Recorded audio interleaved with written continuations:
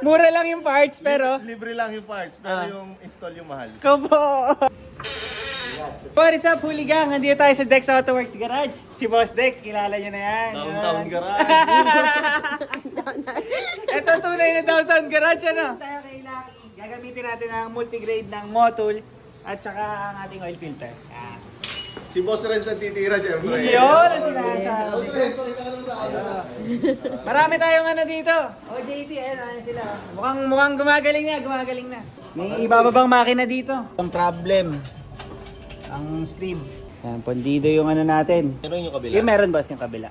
Kailangan lang katukin. Baka nga. Ano ba?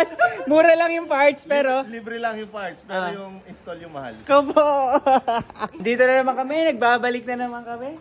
Boss, mukhang racing color yan boss ah. Oo, tama. Pula. Yun! Meron? Wala. Yan. Meron? Kami lang. Baka tumapon eh. Labas sa Dex Autoworks. Downtown Garage. Ako na yung langit si Lucky. Uy, wala na. Okay, Downtown Garage. Magbababa na. Tingnan mo. Dahan-dahan natin. Oh, piyak.